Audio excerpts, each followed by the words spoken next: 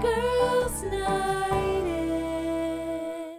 Hi, Sunflower. Hey, Mom. Oh, my goodness. Girl, what are we doing tonight? Oh, my gosh, Elena. y'all. We just got back from the movie theater. Literally 10 minutes ago, got back from the movie theater. And we couldn't talk about the movie the whole ride home. No. I tried. I was lectured. I'm sorry. I wanted this to be, listen, we went to this movie to do a preview for you so that this is another one of those, do you want to go see this movie? Are we going to do this is kind of a dumb question. I was going to say, are we going to do no spoilers? But Well, that's the beautiful thing. We can't ruin the story because what did we go see, Elena? We went to go see I Want to Dance with Somebody, the Whitney Houston biopic. Yes.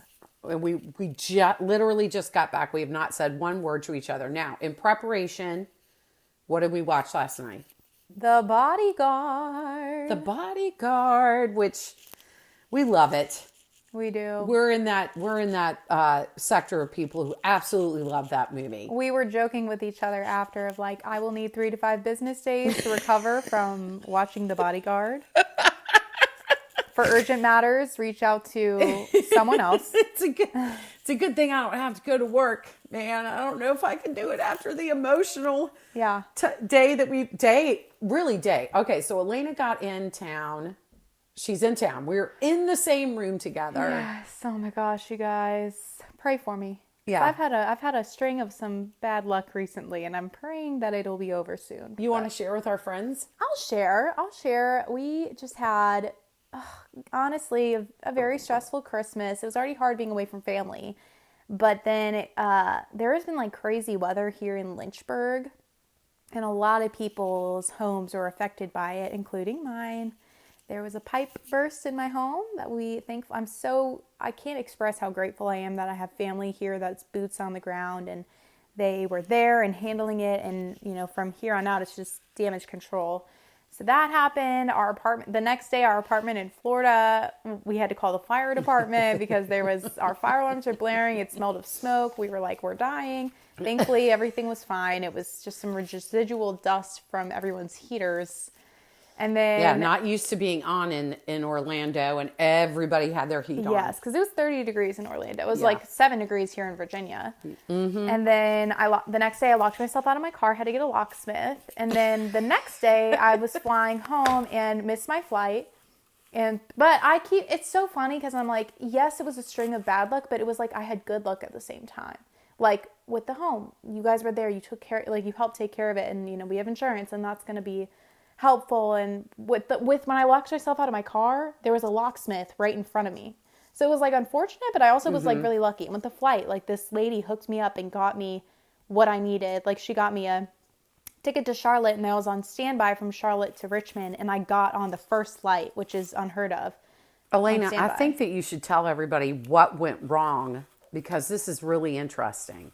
Why would they originally not let you board the flight?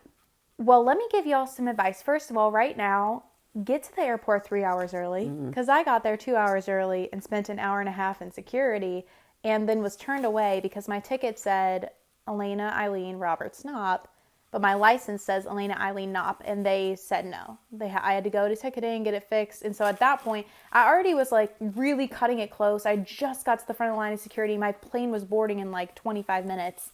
And y'all know if you've been to MCO, you have to take a train to get to the gates. So that already I was stressed about. Oh my gosh, I've forgotten all about that. Yep. So I already was I need to go through security, get on the train, then find my gate, all in the next 25 minutes. And then she was no, the TSA officer was no, you can't.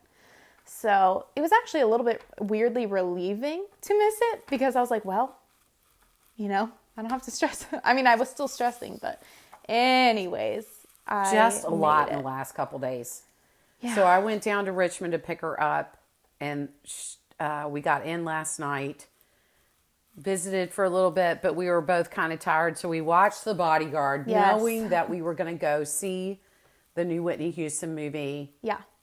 And give you guys a yes or a no. So Elena, how do you want to do this? Do you want to talk about The Bodyguard first, or do you want to just jump right on in to Whitney Houston, I Want to Dance with Somebody. I feel like our comments about The Bodyguard can be woven into talking about I Want to Dance with Somebody. Alrighty. Because I have some points that were revealed in the biopic that I was like, oh, I didn't know that.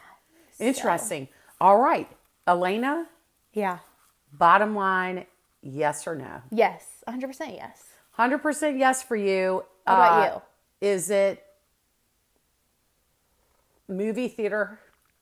I don't think you need to see it in the theater. I think it was fun to see it in the theater just because it felt like you were at the concert. Like there were points where I felt like I should have been clapping because it was so good. Okay. But I don't think you need to see it in the theater. I think you could rent it and be just as happy. I would agree with that. As a matter of fact, I would recommend seeing it at home. Although I do like your point about, I'm going to tell you right now, the young woman who plays Whitney does not do the singing. It's actually Whitney. And so she lip syncs. I mean, as it should be. I don't think she... As it should be. Yeah. There's no one can touch her, right? No. That's the whole point. Yeah. And so thankfully, it is not this young woman's voice. I did think she did a very good, I would not say excellent, but I think she did a very good job of mimicking her. Yeah. In other words, I felt like you were able to get lost in thinking she was actually singing. Yeah. And so from a music standpoint, from the audio standpoint, I could see where it would benefit to be in the movie theater. But from a like movie theater experience, no, not like, oh, you got to see Top Gun 2 at the theater. Or you Dune have to see it at the IMAX. Right. Okay. Do you want to just say what your comments are, or do you want me to tell you? Or I'm going to go ahead and tell you. Go. Yeah, you start. I went ahead and looked on Rotten Tomatoes. Okay, first off, the cast is Naomi Ackie is the actress who plays Whitney Houston. Like we said, is she from anything else? Does it say? She is mainly from movies that you and I would not necessarily. Like action-y? Yeah, it's she does voice for like Lego Star Wars. Okay. She's on a podcast series. She was on a TV series, Master of None, for several episodes. Really more. So would you consider this like her breakout role? I would. Okay. I would. I mean, she's been in 21 things. Okay. But nothing that it's like, oh yeah, she was so and so in this, you know. Stanley Tucci plays her music producer or the label exec, and Clive Owen, and I thought he did an absolutely phenomenal job. I loved him. I was tickled to see Tamara Tooney play her mom. Do you remember what she's from, honey? Now that you say she's from something, I do recognize her. Mm-hmm. Can you give me a hint? I can. It's a long-standing, the longest running, I believe, dramatic television series. Dallas? I don't know. Longest running. Oh, dramatic though. Law and Order? Yep, SVU. Oh yeah, I do remember her from that. She was the like autopsy doctor Yes. for years and years and years. Oh, I recognize her. And I've always thought she was very talented, and so I was glad to see that it was her instead of somebody who was like an iconic movie actress. I thought that was really good casting. I also thought it was a really strong performance by the young woman that played her best friend and now I guess confirmed lover, Nafessa Williams. I loved her performance. I will say that Ashton Sanders did a great job of making me absolutely hate his guts as Bobby Brown. Yeah. And I have some thoughts on that too. Yeah, we're going to get into that. I just really quickly wanted to say that on Rotten Tomatoes, already we've got 100 critics in, and we're at critics are at 44%. Very disappointed in this movie. When did it come out? 2 days ago? 3 days ago.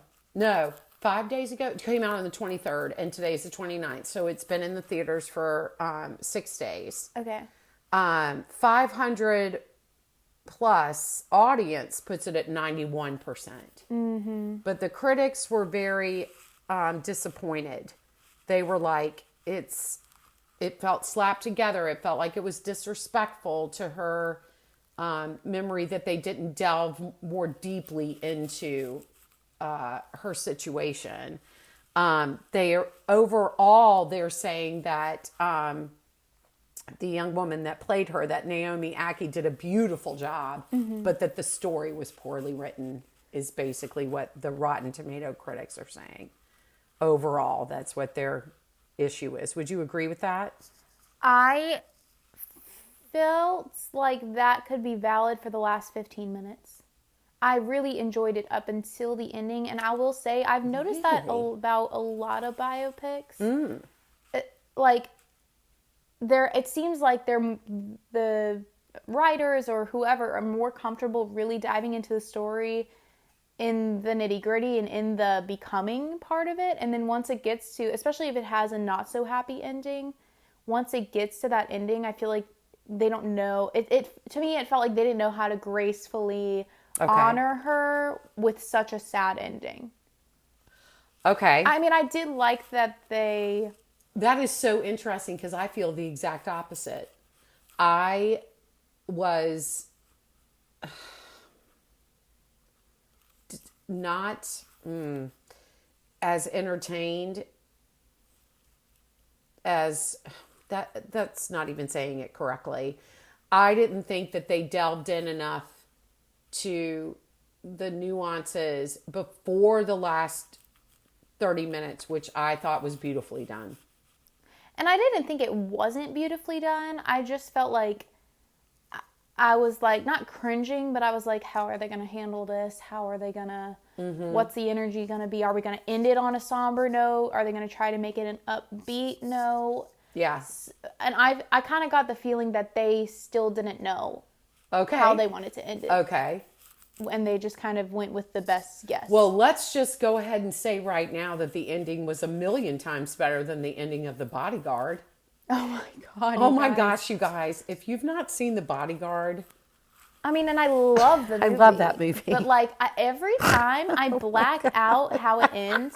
And every time when I rewatch it, I'm like, what the hell? Like, I'm like, that's how it ends? It's so stupid. Also, especially that last freeze frame. That's what I'm talking about. I'm like, what in the world? What in the world? It's like embarrassing. It's almost like watching a really bad audition tape. It makes no sense. Like they should have just ended it at the kiss at the airplane. At the airplane. But I don't know if you guys remember this who have seen it. First off, if you haven't seen it, it's so worth watching. Oh yeah, it really is. Yeah. I mean, even from the standpoint of, I think that Whitney Houston did a good acting job. Oh, I love her acting in that movie. And, but the very last scene, they do a freeze frame on Kevin Costner's face that quite honestly reminds me of like the end of a Magnum PI. Yeah. Literally. Felt like the end of a 70s sitcom or something. It is insane to me that they put all this time, effort, and money into this production. Like this is how it ends? It was so seamless and then this weird whack-ass ending. Weird. We want to know what you guys think. If you haven't seen it in a while, watch it again. See if you agree with us. I wanted to read one to you that said, an excellent Ackie reminds us of Whitney's talent as a performer, but she's playing an icon, not a human. And I'm not really sure. That was Andy Lee, who's from the Daily Express in the UK, said that. I think it's interesting. Maybe what they were trying to express is that we still didn't get... I don't feel like we really got an in-depth into why she was using. And okay, that's a good point. Really? Yes. Yeah. To me, let me say this.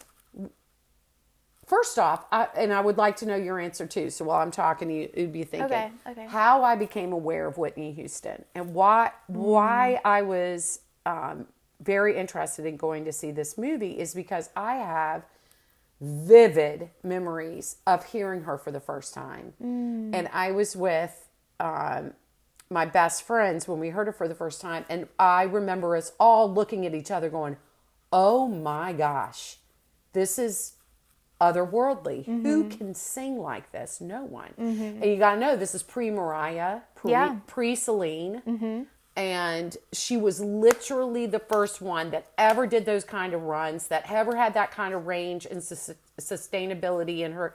And we just were all blown away from the moment we heard her and thought, you know, I didn't realize that they called her the voice. Maybe that's naive of me, but it was immediately recognizable that this person was out of this world gifted. And then I have memories of every single from the album. And, you know, maybe if we were at a party or if we were in the car on the way home when it first came on. And I remember watching the videos the first time they debuted on MTV that you would wait. They would tell you at the time, you know, like there's going to be a new video debuting on Friday night at 9, and you like, I remember watching Thriller when it dropped the first night. And that's exactly right. She was an icon.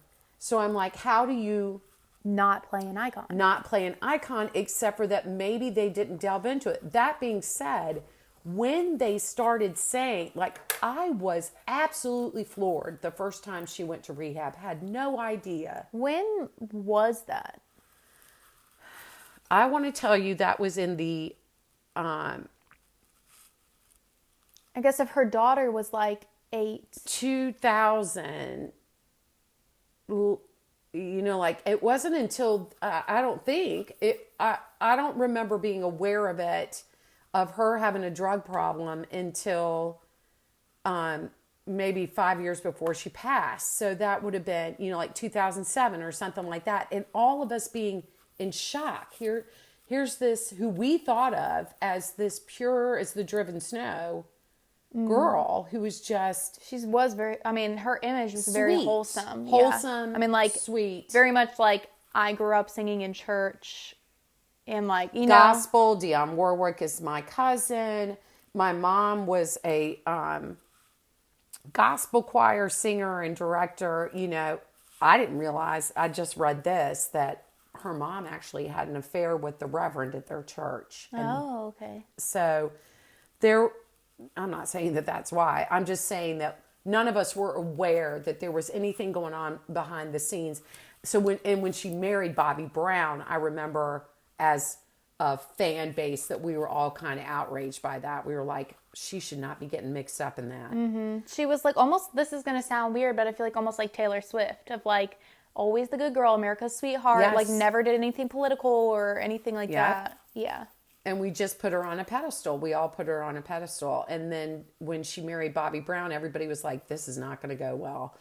And I will say that this movie does a good job of showing you and outright saying, I had a problem before you ever came along. And that was one of the points I was like, oh, because the narrative I always knew was Bobby Brown effed up her life, you know. That's what we all thought. And I thought, and maybe, I don't know if this did or didn't happen, they didn't show it in the movie, but I thought he was like physically abusive to her from just narratives from the media and stuff like that. I had always assumed that she was on the straight and narrow and he led her down the path of drugs. And that is, in the movie, they make it quite clear that that's not the case. Her sister-in-law is the one that greenlit this movie and she's portrayed in the movie as like her assistant after Robin. So I would have to believe that what they shared with us was as close to the truth as you could be without being in the actual physical room. But it is sad. And I think, I want to know when you first, what's your first recollection? Like, that's so funny because you've always been such a big fan of hers that I don't remember my first time listening to Whitney Houston because it was on before I had a memory. You know what I'm saying? Like, it was always on in the car. I remember listening to it with Aunt Michaela, Aunt Lee, like, it just she's always been a voice around me. And so I don't know when like I first heard it. I know when I was in middle school and on my theater kick and very much into like just singing vocally, I remember I really gravitated towards her music, and I wanted to emulate that kind of strong voice. And even to this day, when I clean my house, I'm like, oh, nobody's home. Oh, I'm gonna belt I Have Nothing. Like, you know. Yeah. So I would probably say she's one of the most influential voices in my life when I was doing all that stuff. Would you say that I Have Nothing is your favorite Whitney Houston song? Oh my God, it's so hard to pick favorites. I love Saving All My Love for You and How Will I Know. I mean, I can't pick one. Yeah. I love the whole Bodyguard album. I do too. It's so good. So do you remember seeing that for the first time? The first time? I don't know. I would have to just guess when I'm sure I was like 12 the first time we watched it. Yeah, I mean, your dad and I saw it in the movie theater. He reminded me of that last night when we were watching it. He's like, we went to the theater to see this. And I remember being nervous to go because I was like, there's no way she's going to pull this off. And you were nervous for her. I was nervous for her because I really loved her so much and I didn't want her to make a fool out of herself. Yeah. It's kind of like Lady Gaga. And then she did so amazing. I mean, we're not talking that. Well, the script itself wasn't as good as A that. Star Is Born. Yeah. Yeah, exactly. So you were going to say, what were you surprised about in the movie tonight about finding out about the Bodyguard? That she... well, I mean, I never knew she had a miscarriage. I didn't either. And that it was so iconic because we just watched The Bodyguard last night, and it's the scene where she's fixing her hair, and then she gets up from the mirror and looks out her French windows, and sees Kevin Costner like watching her videos and his. I Want to Run to You. Yeah, and she's like, "Oh my God, he's in love with me," and I feel like that's the moment she kind of falls in love with him, and it's such an iconic scene. And that, I mean, I don't know if that's exactly when it happened, but in the movie, when she's looking out the window at him in the biopic, they're showing you filming the scene of her doing that. And then in that moment, she winces and then it just cuts to her in the hospital. Yes. So I didn't know anything I didn't know she was pregnant on that movie. She's skinny as a freaking rail. And I didn't know that she miscarried in general, let alone during the filming of The Bodyguard. So let's talk about that scene with Bobby Brown. When Bobby Brown proposes to her, and I don't know if this is true or not. Again, I think it's as close to the truth as we'll ever know. Mm-hmm. But when Bobby Brown proposed to her, he also told her that his ex-girlfriend was pregnant with his baby. Mm-hmm. And I was like, girl, you should have right then. That's how you're going to start your marriage? You should have said no. Yeah. But I think what he said in the movie, and what I think maybe resonated with her was he said, with me, you can be yourself. Who else is going to understand you on a level that I will? With him being a famous performer and everything, he's like, I want to be with Whitney. You don't have to be Whitney Houston when you're with me. And I think that's probably what spoke to her. Mm-hmm. Because at that time in her life, everybody wanted something from her. Yeah. Yeah. I mean, I will say this biopic definitely gave me a little bit more empathy for Bobby Brown because, again, like the whole narrative in my head, I was like, he's an asshole, he's a punk, he ruined her life. And not to say that he definitely hurt her and definitely, held her back in areas of her life and traumatized her. There's tons of bad things that he did. But, I mean, the scene where she goes to the bar and gives him back the ring, it was the right thing to do, but I did feel for him. Oh, and I will say, I think they were toxic together. Yeah. I think she was... If she had stayed with him, she would have kept using continuously. Yeah, continuously instead of going through rehab. I very much appreciated the scene with Stanley Tucci when he sat down with her and said, you cannot do this alone. You've got to go and get help. You've got to go to rehab. And he said, I couldn't help Judy. I couldn't help Janice, so Judy Garland and Janis Joplin, he's like, I won't watch this happen to you too. In the movie, they speak about how, and I didn't know this, at least I don't have any recollection of the fact that on her last tour, they were saying that her voice was ruined and that she couldn't hit the range or whatever. And they do speak about that on Wikipedia and say that was attributed to her smoking and her drug use. Yeah. And, you know, at one point in the movie, Clive Owen is like, put the cigarette down. What did he say? How did he compare it? Oh, I'll have to think about that because it was such a great line. You know, he's like, you got to quit smoking because you're ruining the gift that you've been given. But I forget, he gave an analogy and I was like, wow, that was really poignant. So they don't do a whole lot of, did you feel like it sped up? Sped up and slowed down? Yes. Yeah. Like it would go. I also, I kind of struggled a little bit with the jump from being, super shy and, timid to her just, being powerful and strong. And, and maybe that's just because we didn't know that Whitney back when she first got her start. But the young Whitney, before she really got signed, it just didn't feel like her personality. It was very shy, very just oh, hi, I'm Whitney. You know, and then for it to jump forward and she's like... A boss. Yeah, a boss. I need this, I need that. No, I'm not going to do that. Yes, I'm going to do this. I feel like we needed to see more... she still could have been timid and, younger, but I still feel like she needed at least a twinge of that in her. You know what I find really interesting is in these cases when you've got... Let's take Miley Cyrus. Let's take Britney. And in this case too, Michael Jackson.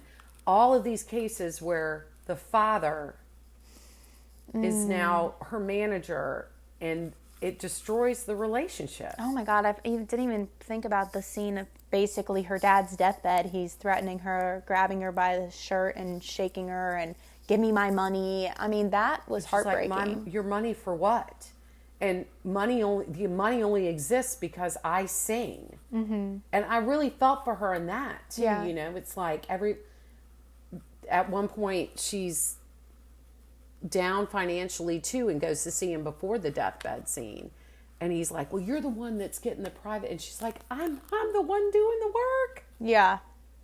That was wild. Yeah. That was wild. I had no idea about any of that. Mm-hmm. So, what else? What else would you like to discuss from the movie, honey?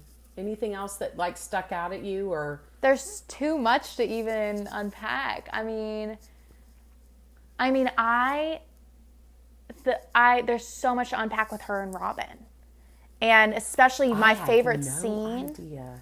One of my favorite scenes was when Robin was fighting with Bobby and was basically I love her more than you do. And my heart broke for her the whole movie. My heart broke for her. And I feel like she was just kind of cast aside and then just expected to be this little puppy dog, next to her all the time. And just was very unfair. And the wedding scene when she's helping her get ready and you just see Whitney in the mirror and then just Robin's just behind her. I could cry right now talking about it because it's just sad. And it's sad that Robin seemed to be the only person outside of, Whitney's mom and daughter that truly wanted the best for her. Bobby just wanted what was convenient for him.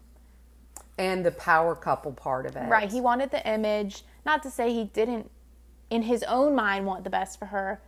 But he wanted to fit that into what he wanted instead of what truly was the best for her. And that's when Robbie and Bobby are fighting about if Whitney should go home from the tour that was she's clearly sick. She's, she's been using.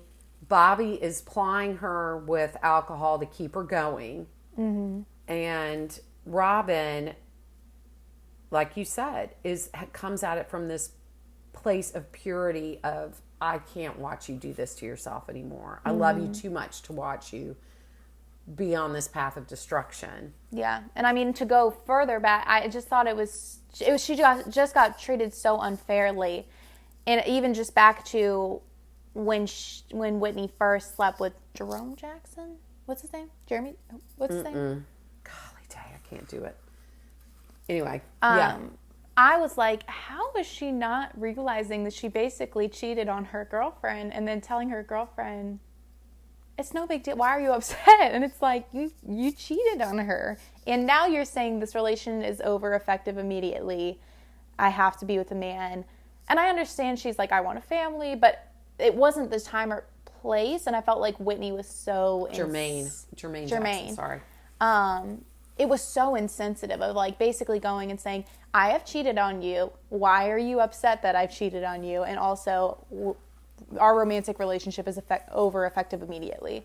So the way that this comes about is Robin meets her before she ever becomes famous, and they're best friends, and then that turns into a romantic relationship, and she's pretty much her biggest cheerleader and only wants good things for her. And of course you know that to be true because she knew her before she was famous and loved her before she was famous. And like Elena said, like Clive Owen and her dad are kind of like really more her father. Is you cannot have a lesbian relationship. I need for you to get boyfriends if you guys are going to stay together and at least put up this front of being heterosexual, because this is never going to fly, is his point. And then Whitney does a duet with Jermaine and, like Elena said, ends up sleeping with him and doesn't tell Robin in like a gentle way. She's just like, yeah. Like Robin's like, did you sleep? It's on a tabloid or something. She's like, did you sleep with him? She's like, yeah, I did. Like and they've been together for years by that point. They were really living together. And I had no idea, like I said, they put it in this package to sell it to the teenage girls my age. And back then, that wouldn't have been acceptable. Right. In the 80s. Yeah, I just felt for Robin the whole movie because, they have the blowout fight of, yes, I've slept with him. We can no longer be romantic together. But then at the same time, I thought it was a little bit manipulative and selfish of Whitney to be like, I need you. You're my best friend. Please stay my best friend. Also, I want you to be my assistant and creative director and blah, blah, blah. So I just felt like Robin was strung along, but it also was like, it was so heartbreaking because it was like Robin was so in love with her, she would have even just taken that to be in her life. And clearly she did. Yeah. Because I almost feel like, and we got to remember, they were super young. Super young. I mean, let's talk about her singing at the Super Bowl. I mean, first off, I thought that scene was beautifully done. It was so good with the mom and everything. It was just so good. It was so good, and that was movie theater worthy. But that one scene. Yeah, that really was. That was worth seeing in the theater. I'm curious. I don't know. If we had waited to do this, maybe I would have been able to find it on research. But for the Bohemian Rhapsody biopic, they filmed him doing Live Aid first to get in the feel, and that was going to be the most difficult scene, and it was perfectly choreographed down to every single hand gesture, and they were like, let's do this one first to let him know. And actually what they said in the interviews was, we did it first because we needed to know if it wasn't going to work. We needed to know now. And he confirmed that they were like, oh, we've chosen the right guy for this. This is awesome. So I'm curious as to which scene they did first. They filmed first for her. Because I thought the ending scene, they do her medley that she sang at the American Music Awards. And I thought she did a phenomenal job. So good. Of mimicking her from that. And so I'm curious as to whether or not they did that. There were a couple of instances that I noticed, like in the I Want to Dance with Somebody video. that they recreated. You know, like the dance moves and all that kind of stuff. I was like, yeah, that's down. But her makeup was different. And I'm like, I wonder why they chose to do that when they could have totally copied it 100%. Yeah, I don't get that. I don't understand that. Yeah, good point. So, well, let's talk real quickly about The Bodyguard. Okay. So, tell me, oopsies, on Rotten Tomatoes, darling, 38% for critics' reviews. 38%. Okay. For critics. For critics. And audience is only 64. Wow. I didn't know it wasn't beloved. There's things that are beloved in our household that I've been raised to be like, you haven't seen The Bodyguard? Like, to me, that's like an iconic, like should be in the American canon. But now that and seeing it as an adult, I'm like, okay, I can kind of see how that's a little Cheese Town, USA, but. I like the fact that I couldn't figure out who the bad person was. It tricks you because, yeah. It does. Yeah. It does give you a little bit of a trick. There's some beautiful scenery in it. Gorgeous. The clothes are great. The music is great. There's some really good performances. I think, yeah, I don't have an issue. I don't have an issue with the casting. I thought the casting was great. Yeah, there's just times where it's cheesy and then the dumbass freaking ending freeze frame. And I don't understand why they can't be together. Lou, I feel like it's one of those things where, like your brother said last night, it's like Stockholm syndrome almost. Like, did they really love each other, or was it just like a for the moment, like a kind carnal of protection thing? Yeah, exactly. That it was. I mean, deep in their souls, did they love something about each other? I don't know that they did. It was more like a lusty, like, I am man, you are woman, I protect you. Yes, yeah. And yeah. And, the fawning, oh, he saved me. You know, like when oh my gosh, when they're at the nightclub and did he really need to carry her the whole way? Did he really need to carry her? I could understand picking her up off the floor and just even if he just carried her backstage, he carries her all the way to the car. And never mind the fact that the freeze frame but right before he picks her up, that they stop and look at each other. And she's got like a sex face. And then she like drapes herself over him like she's out of breath and in shock. It's like, no. So there's some incredibly cheesy moments. I guess, that those moments, it's like, really? But like, especially as a teenager, I'm like, this is great. Like, you just think it's like the most romantic, dramatic, beautiful thing. Yeah. And as an adult, you're like, okay. And we were going through a phase in cinema at that time too, where it was like, the cheesier the better, whatever. I feel like the 80s was very like, everything is life or death. like Lost Boys and stuff like that. Yeah. Where it's just like, this is so serious. We're in high school. And like, you're the love of my life. Like, just so dramatic. Well, and this is 1992, which would have been The Bodyguard is, which is the year that your dad and I were married.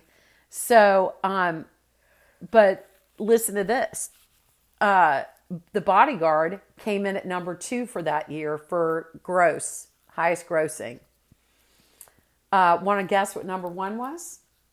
For 1992? 1992. Give me a genre. Disney. Aladdin? Yep. Okay, nice. Look at me go. Yep.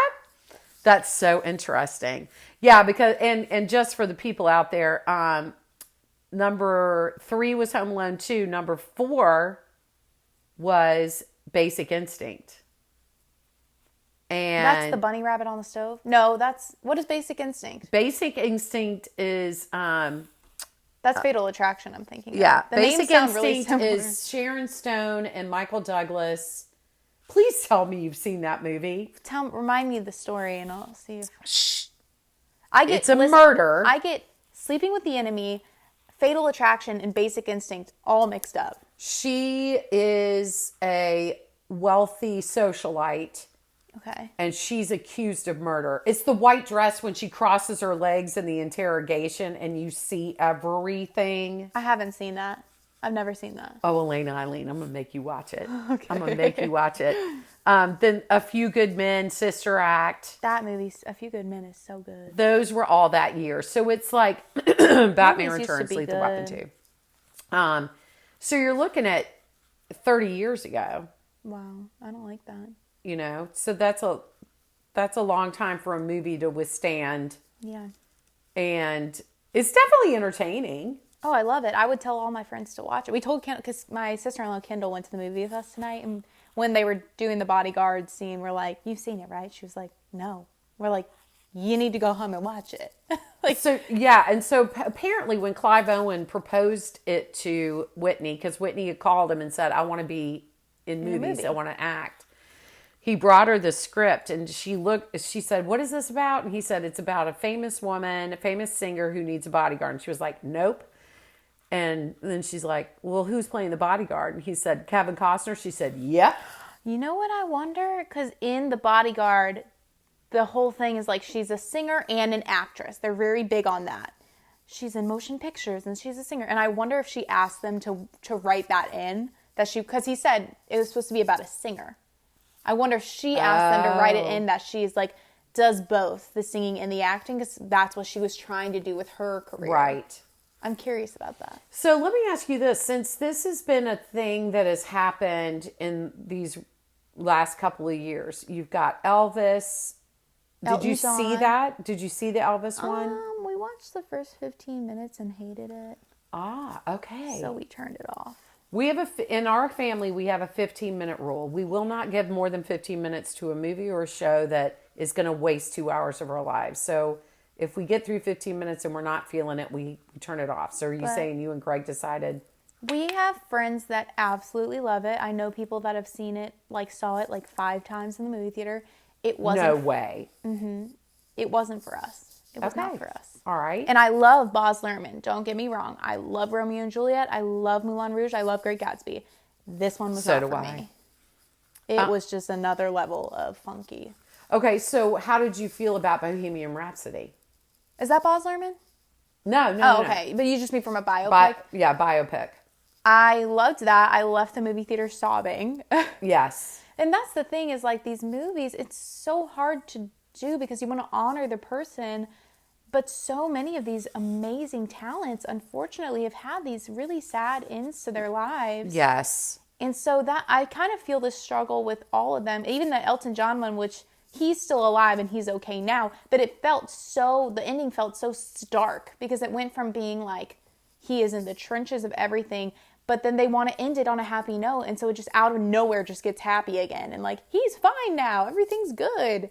And I just think in a lot of these movies, it's just so hard to end it.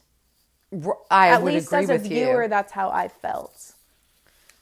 Yeah, I know. It's, you're right, because it's not like it's gonna. You can't control the ending. You can't control the ending. What did you think about the Elton John one? It's the same thing I felt about this. It's the same thing I felt about Bohemian Rhapsody. I think Bohemian Rhapsody did the best wrap up of the few that have come out recently. But it just felt and I loved the movie up until the last 15 minutes. And then I hated the last 15 minutes. I didn't hate the last 15 minutes of the Whitney one. It just felt tepid to me. Okay. I did not like the Elton John ending. It just was too stark of a transition and just felt cheesy and just he's good now. He is healthy and clean and happy. Yay. And it just was 2 seconds ago he was freaking out with the big wings on and slamming his fists on the table, and you know what I mean? What? They didn't show you the transition from getting out of the trenches to... No, they didn't. And we were very disappointed in that. Yeah. This critic, Carla Renata, said, although Aki and Lemons respectfully and classically honor Houston's meteoric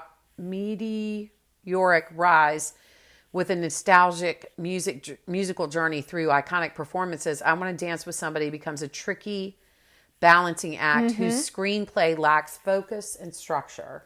I definitely get the tricky balancing act. I felt I liked the dialogue a lot. That's where I get hung up because it's the difference between storyline and dialogue. Because I thought the dialogue was really good. But as far Interesting. as like where the story went, I could agree that that was a little weak. Yeah. Like they should have, there were, I found that there were scenes that were longer than needed to be and scenes that were shorter than they should have been. So I guess that's that balancing thing. I don't remember seeing the Cinderella.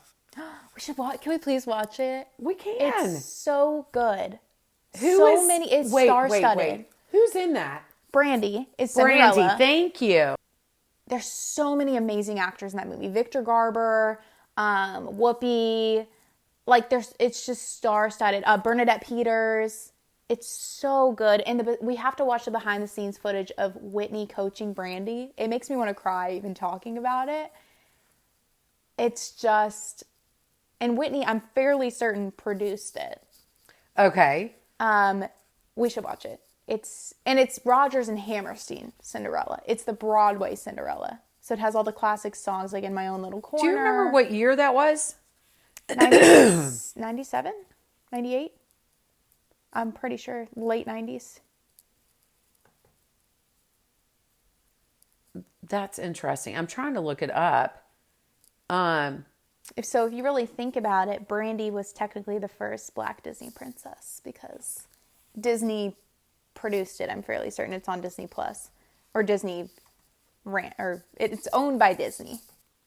You know what would be kind of interesting, although I don't know how in the world we could get it done. I mean, it would have to be a different time, but we could do like the iconic Cinderellas throughout the year. Cinderellas. Mm-hmm. And we could do a Cinderella story. Oh my gosh. This is 1997, so that would have been 5 years after The Bodyguard. Okay. Was when she did this. Because remember the guy, there's one scene when she goes to yell at her dad, and that her dad's with all these business guys, and one of them goes, "My daughter loves Cinderella," to Whitney. Whispers it in her ear. Oh, right. Yeah. And that was only... timestamps it. That was only... She was only in 3 real movies because she was also in The Preacher's Wife with Denzel Washington. I mean, I'm sorry, but if you're going to co-star with someone, I love me some Denzel Washington. He is, yeah. He's so incredibly talented. Yeah. Well, Lou, what are we going to do the rest of the time you're here, babe? We'll watch Cinderella. Watch Cinderella. Maybe record another podcast episode while we can. I don't know. And you head back in 4 days. I want to check on my house. That's in repair right now. We got to go over there tomorrow. That's true. We have renters, by the way. I hope I don't sound like, oh, my house in Lynchburg. Like it's just chilling. We have wonderful, wonderful renters, our good friends. And yes, and they are being very gracious about the fact that now their ceiling in their kitchen is ripped out. Yeah. That's all right. Thankfully, they'll have water tomorrow. Here's hoping that the rest of your week is uneventful, Elena. Yes, I pray. You know what though? I've been hearing a lot of people are having really stressful holidays this year. Yeah. Like same stuff like that. A lot of people in Lynchburg have had home issues because of this weather. Yeah. Friends we know have had trees fall through their house, other people's pipes froze and yada yada, lost power, and then other people, I have friends that had flights with Southwest that got canceled, and like so many people. I put on my close friends story what happened, and so many people responded, and they were like, "I am in the same boat." We're like, just bad luck is happening. So I don't know what's in the water, but I'm hoping it's just so we can spring forward in the new year. Right? Okay, we're going to call it the drudges of 2022. Yeah, we're going to leave all this in 2022. Yes, we absolutely are. We want to give a shout out to, like Elena said, Sweet Kendall came with us. That's her sister-in-law, and she gave us the coolest jigsaw puzzle. We're going to put it on our Instagram so you guys can play. It's like so cute. It's almost like a Where's Waldo kind of, but it's like... It's 35 or something on Chick Flicks, and it's got, but it doesn't tell you what the Chick Flicks are. It gives like you iconic little clues. Houses and buildings from all these Chick Flicks, and you have to guess like what's what. Which one's what? It is so adorable. I'm super excited about that. Such a good, like, spot on gift. That was a great gift. I'm telling you. I'm so bad at giving gifts. Like I don't think that's true. She is so good at it. like that. How did she even find that? I don't know, but that's precious. Yeah. I thought that was so incredibly thoughtful. I feel like I had something else to tell you though, babe, but I can't remember what it was. About the movie? Bottom line, we say watch it, but watch it at home. Is that what we're saying, honey? I would say if you're a huge Whitney fan and you've been excited for the movie, go see it in the theaters. If that's what you want to do. But if you're like, I want to see it, I don't care that much, rent it at home. Yeah. But if you, I like that if you're a huge Whitney fan, and it will give you chills to listen to her voice in the big theater. Yeah, I said to Kendall, like, I've never had chills so much that I was feeling the chills in my face. That's how many. With her singing? Yeah. I mean, I could cry right now. Like, as such a big fan, and I just have such a reverence for that. Mm-hmm. For her, for Celine, like, big voices, especially because, like, I grew up in a musical family. I just feel like everybody can recognize it, but it just really resonates with me. It makes me so emotional. And so, for me, I'm glad I saw it in the theaters. I would agree with that. I think that I like the way that you said that about it's like reverential from the standpoint of it. This is not, let me say this. If you are a Whitney fan, this is not going to hurt your opinion of her at all. No. It doesn't make you go, oh, I wish I didn't know that about her. It's everything you already know, which is some of the critics' problem with it is they're like, it didn't shine any new light. And no, it doesn't. It doesn't tell you any new information. It shined a big light on her and Robin. I would say that's new information to a lot of people. I'm sorry. You're absolutely right. I know I'm fairly certain Robin came out with a tell-all book like a couple years ago. Okay. So that maybe people who are more in tap with that and with the media may have read that and known it. But I didn't read the book, so I didn't know how deep it went. Yeah. So that was new information for me. Yeah. Very eye-opening. Yeah, I didn't know. You're absolutely right. I didn't know that. But as far as like with her career and Bobby Brown and her death and everything, there's nothing new there that I learned from that standpoint. Yeah. Outside of just, kind of getting a little bit of the story more straight about, Bobby wasn't the one that introduced the drugs. Right. I mean, he definitely partook with her. Right. But he wasn't like, or maybe exacerbated it a little bit. He wasn't like, here, try this, babe. No. Like, she was already there. Absolutely. And I will say, I appreciated the fact that in this movie, and it made it seem like this was true in real life, that Clive Owen wasn't a scumbag. I think that it's really easy to look at music executives and producers and the people who are the behind the scenes and see them as being the driving force behind what puts them off the rails. Like you got to do this and you got to go on tour and he was mainly concerned with her well-being above everything else. He was like the real father figure in her life. Right. The one she needed. I really appreciated that because there's, it just shows that it's not, there's stereotypes and then there's people who don't fit the mold, and he seemed like a genuinely good person. Yeah, I would say he was my favorite character in this movie. Or I guess it's funny to call it a character because they're real people. Real people. Anyway, well, people, thank you again for joining us. Yes. On this little journey and this sneak preview into the Whitney Houston story. We love you guys. Apparently, we'll be back sooner than later. Yeah. We're just pumping them out now. I guess. Who knew? I feel bad for the listeners. It's like 2 months go by, and then it's like 3 episodes. It's like, see you in another 6 months. Can you tell that we have ADHD?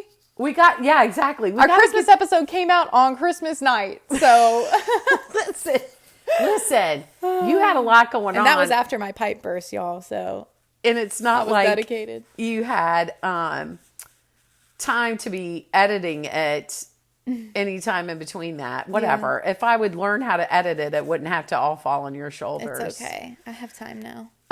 Anyway, all right, guys. Well, we love you. Laney, thank you. Thank you for being my partner in crime. And thank you for buying my movie ticket. Yeah, and in case you guys were wondering, we kicked Ren Roberts out of the bedroom, and she and I are bunking in together because we gotta get our snuggle time while we can, right, honey? Mm-hmm. All right, Sunflower. I love you bunches. Love you too. Okay, bye-bye, everybody. Bye, guys.